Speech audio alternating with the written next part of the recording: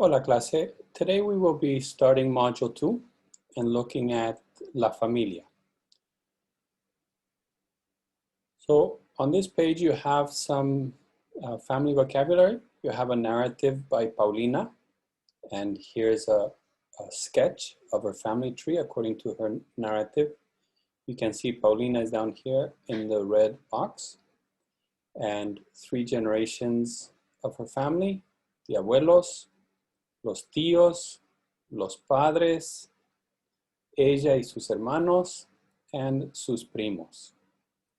Bien, so there's quite a bit of vocabulary in this chapter because families are large, or the relations that are possible are numerous. So we begin with la familia inmediata or nuclear. These can be full siblings, half siblings, step siblings, step parents, adoptive parents and children, and biological parents, etc. So quite a bit of vocabulary in the nuclear family, as you can see. Also some other terms you may need. For example, only child, hijo único, for male, and only daughter, only child, hija única. Hija única, that means only. You have also 2 types of twins. So mellizo, non-identical twins, and gemelos, identical twins. So maybe some of you have a twin sibling or know somebody who has a twin sibling. Then we go to the next group of family, los parientes, the relatives. And these are your family through your family tree, kind of like Paulina's tíos up here, tíos and primos. So these would be our parientes. Parientes looks like the word parents, but it means relatives. Several generations: abuelos, nietos, sobrinos, grandchildren, tío, tía, tíos, tías, etc. So quite a bit: sobrino, sobrina. And then we have some more family, parientes políticos. And we call them parientes políticos in Spanish. In English, we call them in-laws: brother-in-law, sister-in-law, parents-in-law, daughter-in-law, son-in-law, etc. So these are all your in-laws or family that is associated to you through association, through marriage, rather than through a bloodline. Bien, parientes políticos. In the end, of course, everybody on this list is family.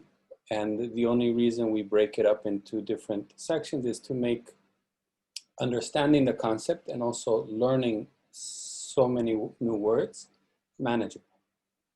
So you'll do some pre-exercises and some post-exercises, and let's take a look at the handouts that we'll be using in class. So the first one, we're going to be using La Familia de Rosaura. So here's a paragraph, a narrative similar to Paulina's narrative, and similar to one you will do later in this module when you have to do an assessment, and you'll hear about Rafa's family as well. So it's always good to try to sketch the family tree when you read a new paragraph. You might want to do that when you read the paragraph on Rafa later on, but I've gone ahead and done this for you for Rosaura. And these are some conventions. There are other ways of sketching. This is just something I picked up when I was a student in college in sociology. They taught us these symbols, but it doesn't matter what you use as long as you understand the tree you draw. So male is the square, and female is the circle. This obviously is a binary nuclear family. Modern families may be very different. So you might have 2 circles up here or 2 squares up there. Then you have this equal sign, means marriage or union, and you have the straight lines. The horizontal is the same generation of family, and vertical is the descendants. So the convention is to go from left to right, from oldest to youngest in terms of descendants. So this sister would be older than this brother, as you can see, who's older than this sister. You can see from a glance that the people linked to this line are the blood descendants or descendants of this couple. And those that are associated to them through marriage, with this equal sign, are not connected by blood, right? You don't marry your relatives. So they're not related by blood. They are simply together by a union or marriage. And then they may have children as well. We go oldest to youngest. Here we can see when we read the paragraph of Rosaura that her brother is already married and they have a daughter as well. And notice that her brother's wife is this circle under this part of the family tree and married or united to her brother. The triangle represents the point of reference in the family tree. So Rosaura is speaking about her family, so she's a triangle. Then at a glance, it's very easy to see the relations between everybody and also who is speaking, whose family tree this is. So you'll read this. I'll start out and just maybe look at a line or two. Hola, yo soy Rosaura y esta es mi familia. Mis abuelos paternos, so paternal grandparents, son Pancho y Rosalía. Here they are.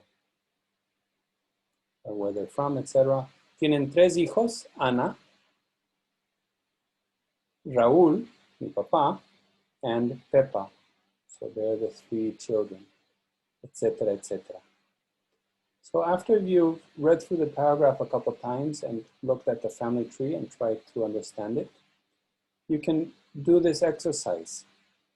So here we want to point out the relations between people. Gabriel es, so here we have Gabriel, and Pepa, here's Pepa. Pepa is in the bloodline of the family tree, and Gabriel is not, right? So this is an in-law relationship. So since Gabriel is married to Pepa's sister, he would be a brother-in-law. So we would put Gabriel es el cuñado de Pepa. El cuñado de Pepa. We'll go through the rest and figure out the relations. Bien, we have one other handout that we'll be using in class. And that's this one, Mi Familia. So here, we want to write down some names of people in our family, in the nuclear family group, in the relative group, and in the in-laws group, if we have any. And then make sentences based on these people and these relations. I've done one for you. Mi cuñado se llama Antonio. Mi cuñado se llama Antonio. Es el esposo de mi hermana. Es el esposo de mi hermana.